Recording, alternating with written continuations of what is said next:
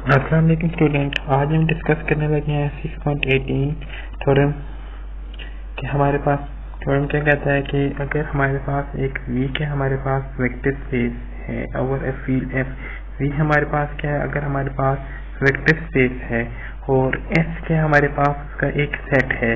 S में क्या हमारे पास वेक्टर हैं कि हमारे पास इस V1 V2 up to Vm ये क्या हमारे पास इस वेक्टर स्पेस के सेट हैं। ठीक है, ये क्या है हमारे पास S क्या हमारे पास V का एक सेट है।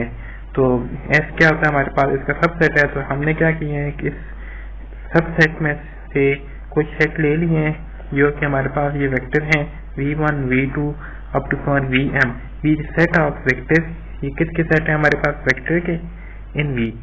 अगर S हमारे पास ये वाला लीनियरली इंडिपेंडेंट है then any subset of S is also linearly independent।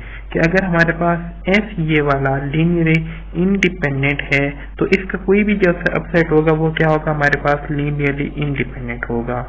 Next क्या हमारे पास इफ सेकंड कंडीशन देखें, if S is linearly dependent then any set, कोई भी सेट इसका V1 से लेके Vm तक is linearly dependent होगा for all V belong to V, every superset of S is also linearly dependent। इसका जो भी सेट होगा हमारे पास S का वो क्या कहलाएगा हमारे पास linearly dependent। सुपरसेट क्या होगा कि हमारे पास A क्या है हमारे पास, मैं कहता हूँ कि A सबसेट ऑफ S है।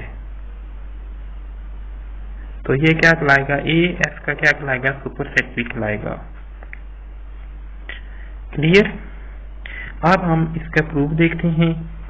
इतना मुश्किल नहीं है इसका प्रूफ, आप इसकी स्टेटमेंट दोनों समझ आ गई है आपको कि अगर S हमारे पास लीनियरली इंडिपेंडेंट है तो हमारे पास उसका सबसेट भी लीनियरली इंडिपेंडेंट होगा।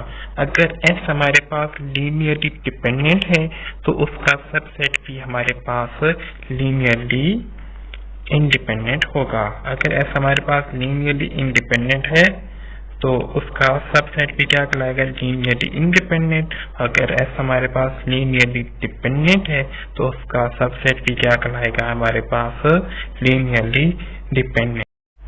अब हम इसका फर्स्ट पार्ट प्रूव करते हैं। देखिए हम क्या कहते हैं कि हमारे पास S क्या है हमारे पास लीनियरली इंडिपेंडेंट है तो any subset of S is also linearly independent. हम क्या करते हैं इसमें से एक से वेक्टर लेते हैं V1 V2 up to Vi के बी सबसेट ऑफ S में कितने सेट है हमारे पास अप टू Vm तक थे।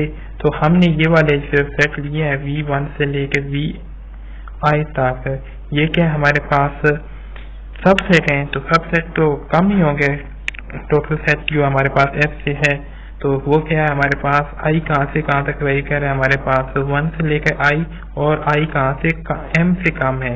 इस M से जो हमारे पास S में सेट है उससे कम है। आप देख लें कि ये जो हमारे पास S क्या था, S में हमारे पास सेट कितने M तक हैं, तो जो हमने इसके सब सेट लिए हैं वो क्या है हमारे पास I तक हैं। तो I क्या हमारे पास M से कम है। तो अब देखें हमने ये जो सेट लिए हमने, ये वाले जो सेट लिए हमने, इनका क्या करेंगे हम लीनियर कॉम्बिनेशन लिखेंगे। तो हम कहेंगे कि हमारे पास तमाम AI क्या हमारे पास 0 हैं तो ये क्या कहलाएगा हमारे पास लीनियरली इंडिपेंडेंट। हमने किया हमने, अब देखिए हमने क्या किया है कि तमाम पे लीनियर कॉम्बिनेशन AI तक लिखा है क्योंकि हमारे पास वेक्टर कितने I तक हैं। तो इससे आगे वाले तमाम A क्या होंगे हमारे पास 0 होंगे। सिंस जो हमारे पास सेट है V1 V2 Vi और Vi plus 1 up to Vm is linearly independent from 1 is follow that। ये क्या चीज बता रहे हैं हमें कि हमारे पास क्या है तमाम A1 A2 A3 up to AI क्या हमारे पास इक्वल टू 0 है। क्योंकि हमने इसे क्या प्रूव करना है कि लीनियर इंडिपेंडेंट प्रूव करना है। तो हम कहेंगे कि इसके तमाम A क्या है AI क्या हमारे पास इक्वल टू 0 है। तो ये सेट क्या कहलाएगा, हमारे पास लीनियरली इंडिपेंडेंट सेट कहलाएगा। Thus AI plus A2V2 up so on AIVM equal to 0, thus each AI are 0, hence the subset ये क्या कहलाएंगे, हमारे पास लीनियरली इंडिपेंडेंट कहलाएंगे। नेक्स्ट हमने क्या प्रूव करना है, इसका सेकंड पार्ट हमने प्रूव करना है कि ये लीनियरली डिपेंडेंट है। तो हम सपोज करेंगे कि ये हमारे पास ये सेट है, लीनियर कॉम्बिनेशन है, तो इसमें कहेंगे कि हमारे पास आई कहाँ से कहाँ तक वेरी कर रहा है, आई हमारे पास 1 से आई प्लस है हमारे पास m तक, वही सेट लेंगे हम। तो यहाँ से हम कहेंगे कि हमारे पास जो ए आई है ये इक्वल टू 0 नहीं है, तो ये सेट क्या कहलाएगा, हमारे पास लीनियरली डिपेंडेंट कहलाएगा। सिंपल सा प्रूफ है ये। नेक्स्ट हम 6.19 प्रूव करेंगे।